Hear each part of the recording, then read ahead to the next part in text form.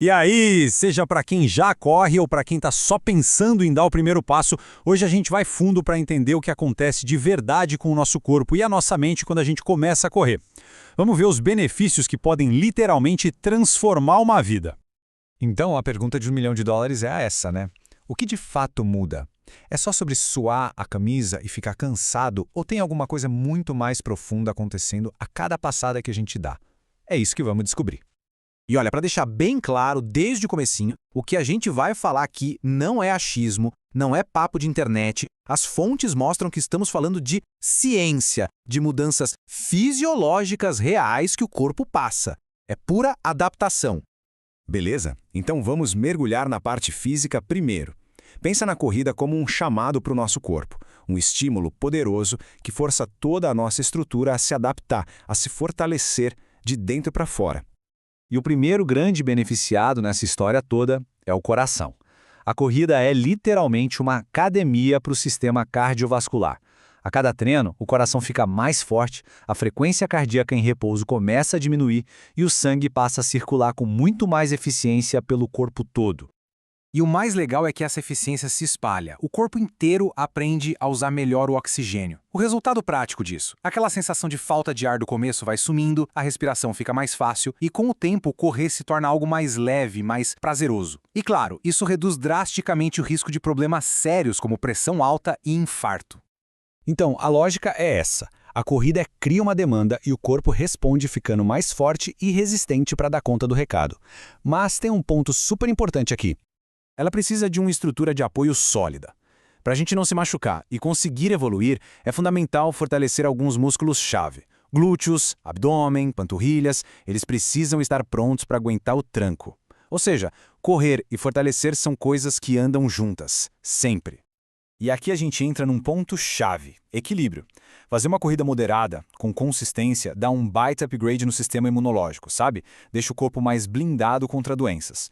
Agora, o excesso, o famoso overtraining, faz exatamente o contrário. Ele sobrecarrega o corpo e pode até abrir a porta para problemas de saúde. É tudo uma questão de dose. Mas nem só de músculos e fôlego vive a corrida. A transformação mental é tão ou mais poderosa que a física. Vamos ver agora como cada passo que a gente dá lá fora promove um verdadeiro reset aqui dentro, na nossa cabeça. É que durante a corrida, o nosso cérebro libera um verdadeiro coquetel químico do bem-estar. A gente está falando de serotonina, endorfinas, dopamina, são todos esses neurotransmissores trabalhando juntos para aliviar o estresse e dar aquela sensação genuína de prazer, de dever cumprido. Agora, um ponto de muita responsabilidade. A corrida é uma aliada fantástica, um suporte incrível para a saúde mental, não há dúvida disso.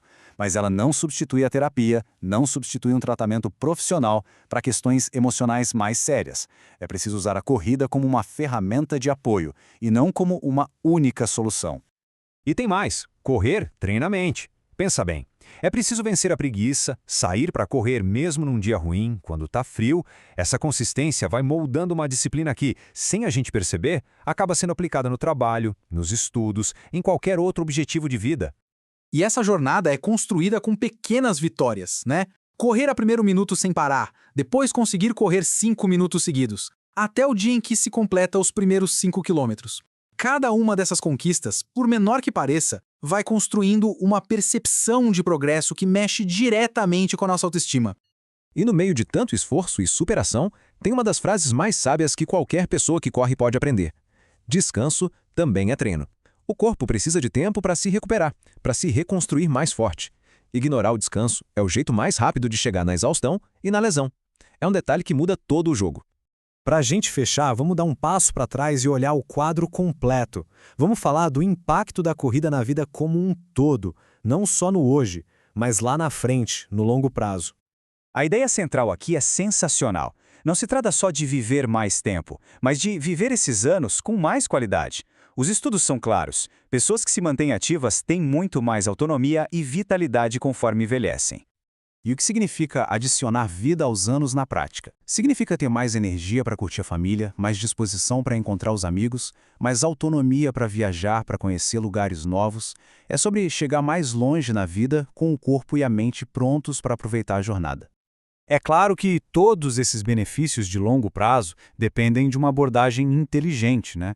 É preciso progredir aos poucos, saber ouvir os sinais que o corpo dá e, principalmente, valorizar a consistência mais do que a intensidade a todo custo.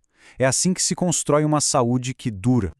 Então, se a gente somar tudo que vimos até aqui, chegamos a pelo menos 10 grandes transformações. 10 mudanças, tanto físicas quanto mentais, que mostram o poder que um hábito, aparentemente simples, pode ter na nossa vida. E isso tudo nos leva a uma reflexão final. Se um movimento tão básico como dar uma passada pode começar uma cascata de mudanças tão positivas, a pergunta que fica no ar é: o que impede a gente de dar o primeiro passo?